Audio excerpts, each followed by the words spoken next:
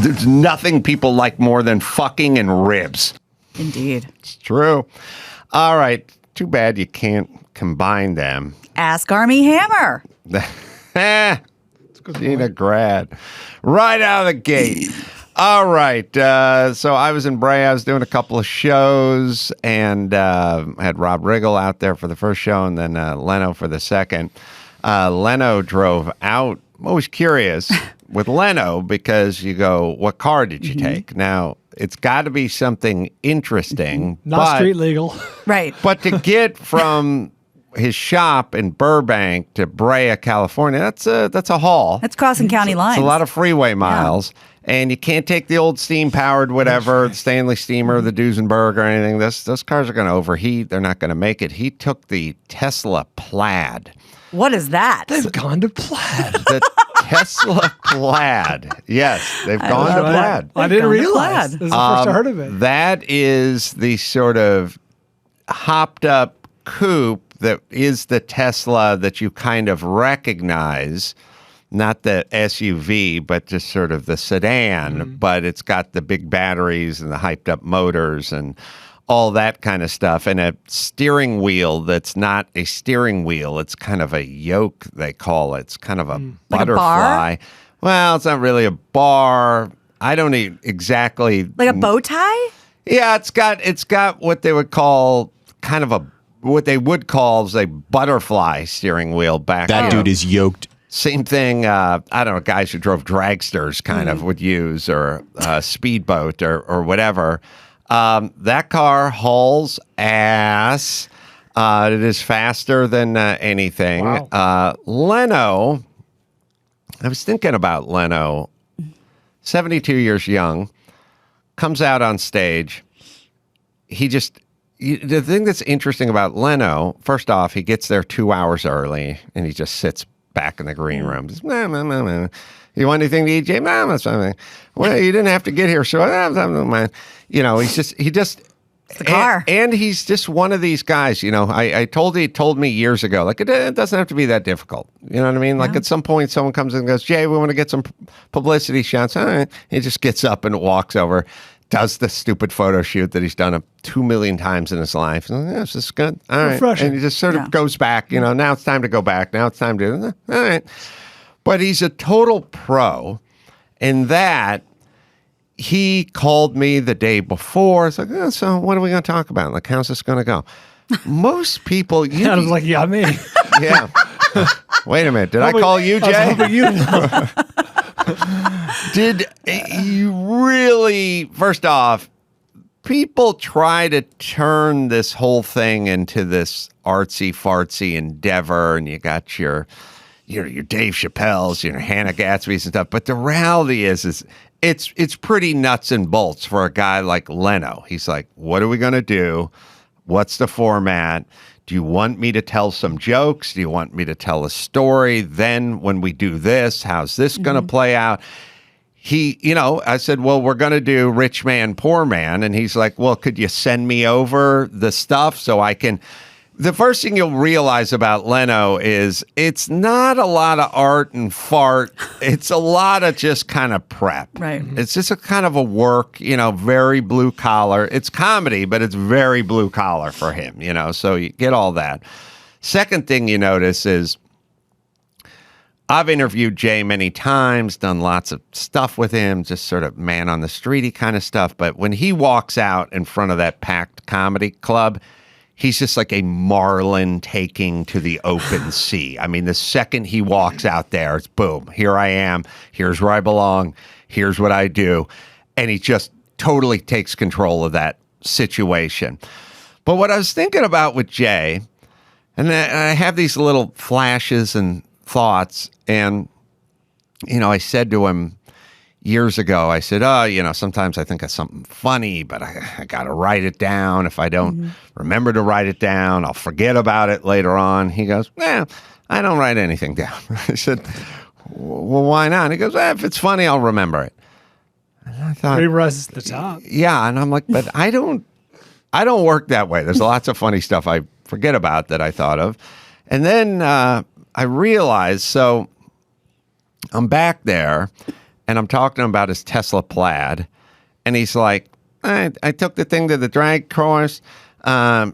We did the quarter mile. I did it 9.2 at 156 miles an hour. I was like, wow, that is kicking ass. That is fast. A sub 10 electric car. I mean, in the past, this would have been the big slicks and the blower sticking out of the hood and the car wheeling and stuff to get like a sub 10. Right. He's doing it with the air conditioning on, listening to Sirius XM, he's listening to Yacht Rock. He's got the air going. He's doing a sub 10. Sure. Okay. Then he goes, this, the Plaid, Laguna Seca, it took a second and a half faster than the Porsche Turbo. Now, the Porsche Turbo is sort of the mark for internal combustion vehicles, all-wheel drive, 700 horsepower, blah, blah, blah. That thing got around Laguna Seca a second and a half fast. That's on a racetrack. And he's like, man, and same driver. It wasn't like the Tesla driver and the Porsche driver. The one guy got out of the one car, got in the other car, laid down a time, took a second and a half on it. He's constantly this wealth of information and facts and stats and stuff. He's not reading a cheat sheet. Then he comes out on stage and just starts telling jokes. No notepad. Everything that comes up reminds him of a joke, a well-crafted joke. And then I started thinking about, you bring up a car, he'll tell you the name of the engineer that came up with the car. You bring up a Landau roof, he'll go, the story behind the Landau roof is that's when they put the fabric on the outside back part. But a lot of the cars, probably being the specialty, it's hard they'd have defects. If they had a defect on the roof with the paint, those would be the Landau roof cars. Because, and it's like information. And then it struck me, he has a photographic memory. That's what Jay Leno is. He has a photographic memory. Otherwise, he wouldn't know every factoid about every motorcycle and every car ever created, and then be able to just walk out on stage and just shoot jokes out of his mouth. He remembers every single joke. He doesn't have to write it down. No, he can access everything. So he just went out there and just marlin to open sea. Riggle was good, but Riggle was not Leno. Riggle's a mere mortal comedian. Yes, and you realize very quickly why Leno is Leno. All right, so that was good. That was a fun shoot. I got things to complain about with that, but I then got home, and oh, by the way, both the specials we shot are going to be on the Daily Wire, and it's going to be it'll be released on Black Friday, so you can look forward to that. So I went home, and I had a very long day, and I was scrolling through the TV, and Bright Lights, Big City was on the. Now, I hadn't recorded it. It was just on the list of here's some movies. Oh, it wasn't something you TiVoed in advance? Did not type that into the search engine, but it struck me. I was like, I remember this movie because I, like a guy who really didn't get laid in high school or college, I remember every book I've ever read like that guy remembers every sexual conquest, all 3.5 of them, right? Like you ask a guy who's busy and drinks and was pretty successful sexually, he can't no way to know. It all blends together. Right. But for me in books, I read this book. Distinct memory. So if I read a book, it meant it was a big enough book that somebody got me to read it. You got to read this book. And it was a very popular book in the 80s, I think. And then Is this a good movie? It's look, never seen it. Michael J. Fox is great. Kiefer Sutherland is in it as well, who's you forget is good too. Great. And they're kind of good together. And it's 80s-licious. It's New York 80s-licious. But I'll tell you the thing that really kind of struck me. He works as it's kind of autobiographical. He's playing the author who was in New York and worked for a magazine, but wanted to be an author and dated models and blah, blah, blah. What a life. Phoebe Cates was his model wife who left him, and drinking and cocaine and everything ensued. But struck me, so he's in New York and he's walking because he's in New York. He's going from club to club, catching trying to hail a cab now and again, going to the deli, sitting home at his typewriter.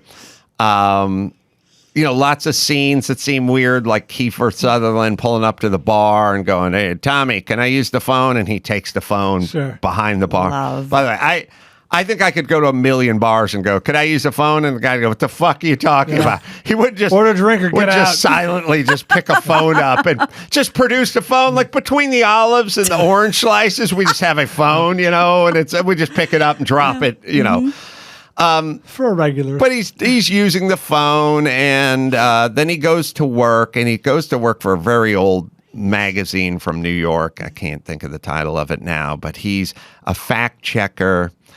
And the building, first off, the building's like from the 30s or the 40s, as those New York buildings are, and everything, the desk, file cabinets everywhere. And he's the fact-checking guy, so he's getting down the almanacs and the books and he's picking up the phone and calling Paris to try to fact-check something and everything. And I was thinking about it. This is 1988. There is no difference between 1945 New York and 1988 New York. There's no difference. There's cabs, there's bars, there's delis. He's walking around. He's going into a building that was built in the 30s. Doorman. He's getting out a book. He's going through the book. He comes home. He's got his typewriter. Typewriter. There's no ostensible change in essentially America. I mean, he has a TV set that's a little bit bigger than the one from the 40s. Right. That's it. Like the jet airplane came in the 50s or something like that. There is no difference in life. There's really nothing you have to compute or deal with or cope with or rationalize from 40 years earlier. You probably have a radiator in your place. Yeah. There's no ride share. There's no internet. So therefore, it's pretty much the same. He's living in a building that was probably built in the 20s or the 30s. He lives in that building, a small apartment. He goes, turns the spigot. The water comes out. He's drinking tap water. There's no life. He's eating this. He's going to the deli, getting a pastrami sandwich. There is nothing. And it kind of struck me that, we didn't have to change that. There wasn't that much for our brains to wrap around. Right. It was turn on the radio, turn on the TV set, couple of stations, work on your typewriter. You want to look something up? There's your book. Go get it off the shelf. And it just struck me that even though it was the 80s, it was like really the biggest innovation was we started putting neon in places there weren't formerly neon. We used to have it just in front of liquor stores and casinos, and now it's kind of made its way into a club. That was it. There was nothing to deal with. You probably had a VCR and like a coffee maker. It was probably like the biggest upgrades, right? Like creature comfort accessories, appliances. Yeah, I mean, wasn't highlighted in the movie, the VCR, but there was, I'm sure there was a VCR coffee maker they had, yes, the VCR probably would have been the biggest change from the mid 40s or the late 40s to the late 80s. That is a 40-year span. 40-year dry spell. And now you picture our kids in what 40 years. Yeah, you want me to means fact them. check something? Hold on, let me pick up my phone that's in my pocket. Yeah.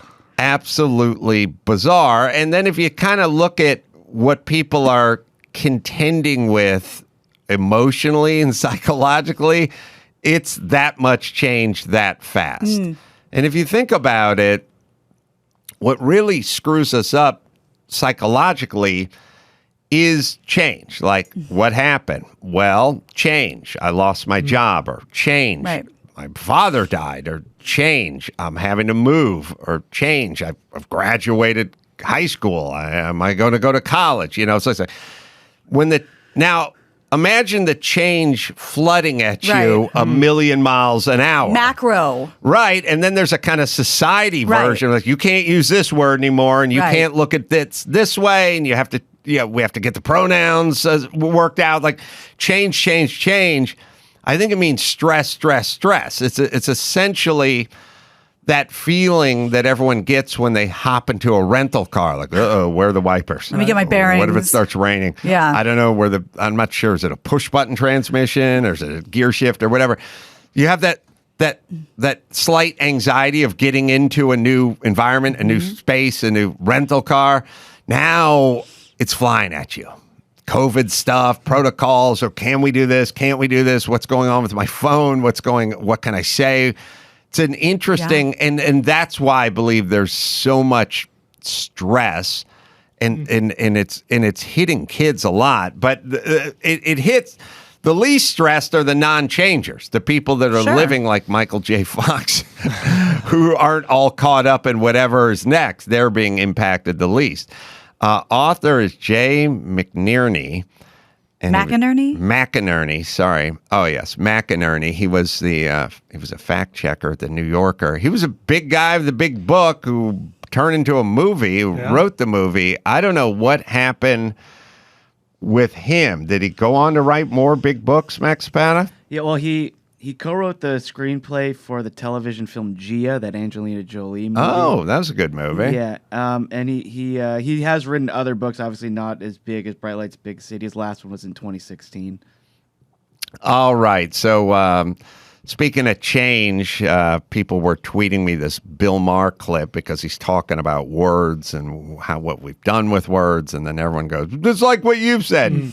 Yes, Bill Maher just now says everything I said 7 years ago, and I cannot figure out his audience. I can't figure out if it's a new audience or his old audience, and something happened. Because he'll go, microaggressions, what the hell's a micro? And everyone's like, woo! And I'm like, well, wait, you guys invented the microaggression. Why are you applauding? Right. Is it a new group of people? Or is it just the people that are so fucking malleable that whatever happened Tuesday is not what happened Thursday? I think they take their marching order. I think it's the same people. I don't think that all of a sudden his audience changed. I think that's hard to believe. I think it's the same people who are very... when the ringmaster points one way, they go one way, and when he Bill Maher is the celebrity and the host and the ringmaster, that whole thing. And when he heads down a path, they're generally on board. Of course, they'll push back sometimes, but they're there to root on Bill Maher. Mm-hmm. Yeah, and I agree with that. But at some point, he was getting into it with Sean Spicer, I think, in the interview. And Spicer, who's Bill Maher crowd's not a fan of Spicer, said something like, was complaining about election rules or whatever. And he goes, hey, laws are laws. You can't just change the laws on election because of COVID or blah, blah, blah. And the audience started applauding. And I was like, wait a minute. Why are you applauding that guy? I think it's both. I think it's the ringmaster, but I think he's got some new people trickling in there as well. Anyway, we took his 10-minute clip. We whacked it down to 3 minutes, and it's him talking about the new word order that I've been complaining about for a while. Well, there you go. Now I'm sort of more in agreement with you that I promise you, if you talk to people in your life or if you look on Twitter, he has definitely lost fans. So it only makes sense that he has gained new ones to replace them. I think that he has gone in such a different direction. I think he is gaining the fans that he has absolutely lost. Yeah, I agree. It would be interesting to just literally do a survey of everyone waiting in line to go see him live. Go see the live taping of the show. Have you been to these before? Have you been watching this for over 3 years? Is this something? When did you start? Right. Because I do believe. I mean, it's got to be both. Yeah, it's got to be both. Well, anyway. It has been both because he has Sean Spicer got some applause breaks too. They're not lighter applause, but there are people or even like Ben Shapiro had a couple of applause breaks when he went on. So there's definitely people from both sides going to that show now. Just because I don't know when the next time we'll talk about Sean Spicer is.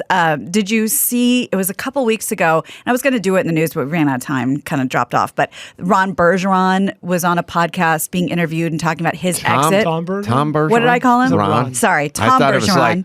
Host, Jerry news anchor. Thank you. Tom Bergeron was talking about CNBC Weekends. his exit from Dancing with the Stars. And according to him, a lot of it had to do with he didn't want to bring politics onto the show. And so when Sean Spicer came on, because they thought that would be sort of a ratings bonanza, he was like, this is a bad idea. People want to get away from that for an hour. And it was an unfriendly exit by Tom after that. I didn't hear that.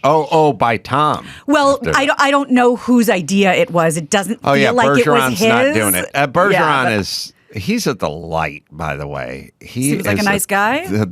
I think he must be Canadian. You really, you have. There's only that kind of nice from Canada, especially when you're on, year 15 of a mega hit. Right. Not a prima donna ounce in a bone marrow in that guy. Just great experience dealing with him. All right. Last but not least, somebody also tweeted me this trailer for it's a Kaepernick Netflix series, I guess. Colin in black and white, and Kaepernick has really grabbed onto this whole sort of race hustling bull and is grabbing it by the horns, and he's deep in. Now, first off, just the transformation. Kaepernick is half black and half white, and we can find a picture of him from this, but I told you, if you look at pictures of him in high school and college and his first couple of years in the pros, you looked at him, you'd go, what is that guy? Well, he looks half black and half white, but he really looks like Syrian. He's got like a kind of pronounced nose. We can show an old picture. I always tell Chris, he had I think it's half black, half white, given up for adoption. I think he was raised by a white family, but he's all in on the brothers now, and you can find the old picture. Well, let's just run the trailer and then we'll do it. So this is him. It sounds. This is not the trailer, by the way. This is the first. I'm calling it the trailer. Okay. Sorry, just run what I told you to run. This is not the trailer. This is a clip from it, but it's got a lot of, It's been said that the Babylon Bee is having difficulty parroting stuff now because they're intersecting now. This is from his new series. In any combine, there would be 3 or 4 white guys bopping around. A couple possession receivers, a quarterback, long snapper, interior lineman. Oh boy. Yeah, so tight ends. The first thing, when you're kind of doing it as trying to do the analogy thing between the combines and slavery, first problem, you have a fundamental problem. There's plenty of white guys at the combine. Yeah. So, and they're all being prodded and poked, and they're not looking for defects like they're checking a horse's gums or something. They want to know what your vertical is. Measuring. And they're measuring. They're checking guys who desperately want to be on the team and have worked really hard for this. Well, not being forced into the team. It's a pretty simple equation, whatever your skin color is. If you would like to play on the defensive side of the ball, and you would like to play a position other than Samoan run-stopping nose tackle. Is that what it's called? I don't know if they're all Samoan, but it seems like. If you would like to play anywhere as a linebacker, a safety, or God forbid, a corner, we're going to put a stopwatch on you. And if your 40 time is not sub 4.5, you're not playing.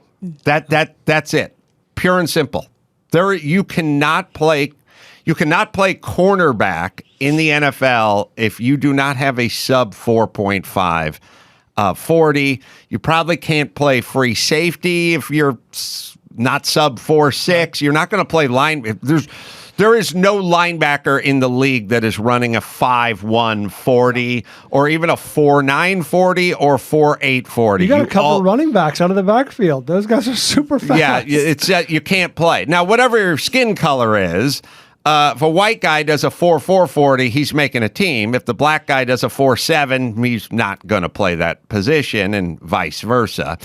But anyway, Colin he's wearing black leather. He's got the black turtleneck. That's what you would dress up as if you were going as like stereotypical Black Panther.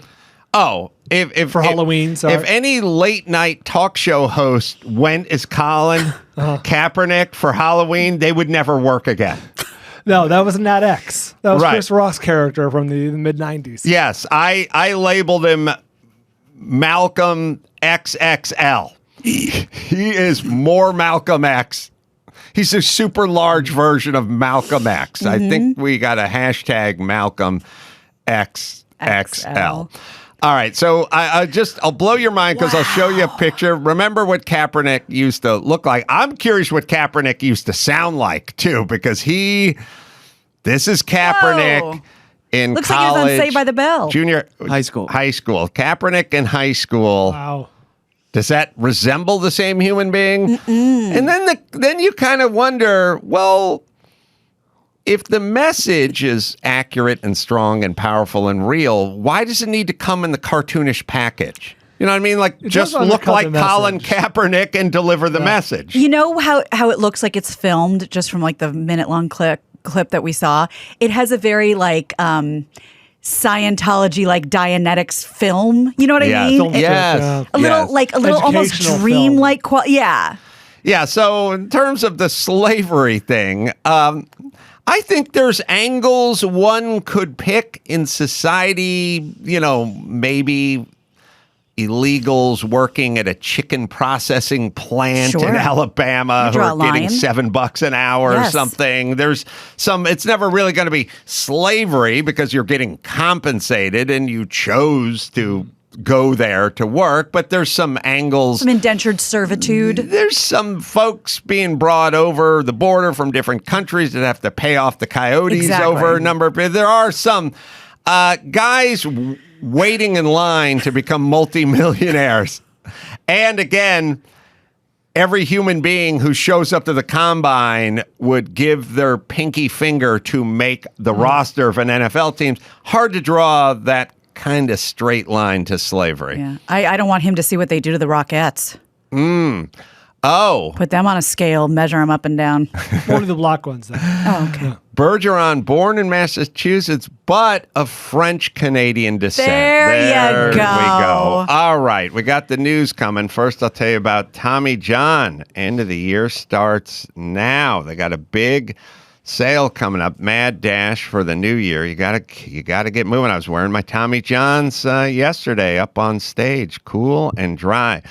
The holiday season is upon us, and now you got to get yourself some Tommy John. Breathable, lightweight, moisture-wicking fabric with 4 times the stretch of competing brands.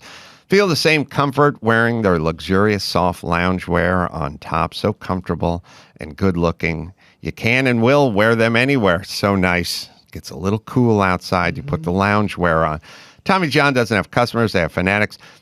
Over 16 million pairs sold, by the way.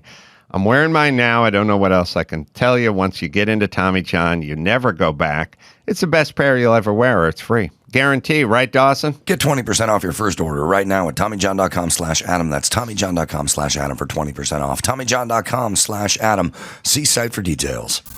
Had to be liberating for the dogs that are traditionally used in dog fighting to just sit back, pull up a chair and watch people fighting. Many I don't know if there's some commented about gambling that going down. I don't know if they're hedging bets. Like, I don't know who their favorites were, but it's a little turnabout, and it's kind of absolutely. refreshing.